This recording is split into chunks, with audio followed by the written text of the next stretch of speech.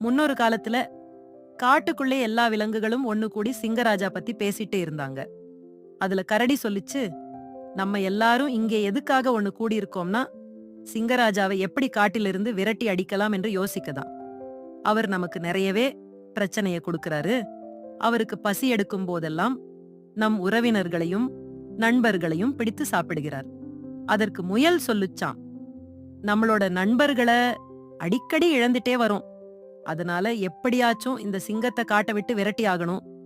ஆனா அது எப்படி நம்மளால முடியும்? முயல் ஒரு திட்டம் போட்டுச்சு. எல்லோர்கிட்டையும் தன் திட்டத்தை சொல்லுச்சு. தங்களோட திட்டப்படியே சிங்கராஜாவை எல்லோரும் சந்திக்க போனாங்க. அந்த சிங்கமோ மகாராஜா அரியணையில் அமர்ந்திருப்பது போல அமர்ந்திருந்தது. மற்ற எல்லா விலங்குகளும் தலையை தாழ்த்தியபடி அந்த சிங்கத்துக்கு கொடுக்க வேண்டிய மரியாதையை கொடுத்தாங்க. எதுக்காக எல்லாரும் சேர்ந்து இங்க என்ன பார்க்க வந்திருக்கீங்க? அப்படி சிங்கம் கேட்டது. அதற்கு கரடி சொன்னது, நாங்க எல்லாரும் ஒரு திட்டம் போட்டிருக்கிறோம்.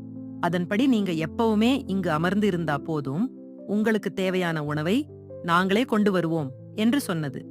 சிங்கராஜா ரொம்பவே சந்தோஷமா அந்த திட்டத்தை ஏத்துக்கிட்டாரு. மறுநாள் அவங்க திட்டப்படி முயல் அந்த சிங்கத்துக்கு உணவாக போச்சு. முயல் ரொம்பவே தாமதமாக சென்றது. அந்த சிங்கம் முயலிடம் மிகவும் கடினமாக நடந்து கொண்டது. ஏன் இவ்வளவு தாமதம்?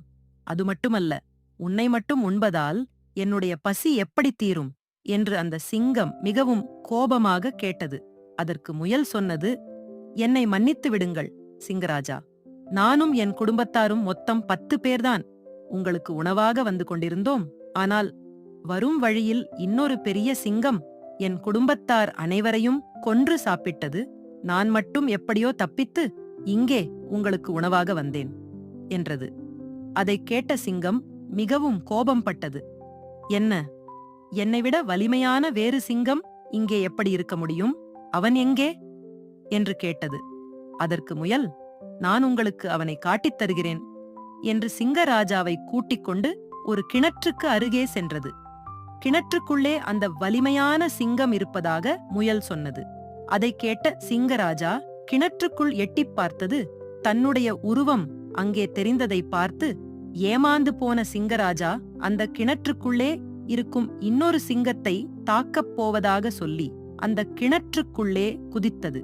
சிங்கராஜா கிணற்றிலிருந்து வெளியே வர முடியாமல் உள்ளே தண்ணீரில் மூழ்கிவிட்டது. முயல் சந்தோஷத்தில் மிகவும் சத்தமாக கத்தத் தொடங்கியது. மற்ற எல்லா விலங்குகளும் ஓடி வந்து சிங்கராஜா தண்ணிக்குள் மூழ்கியதைக் கண்டு மிகவும் சந்தோஷம் அடைந்தனர். உடல் வலிமையை விட அறிவுதான் வலிமையானது.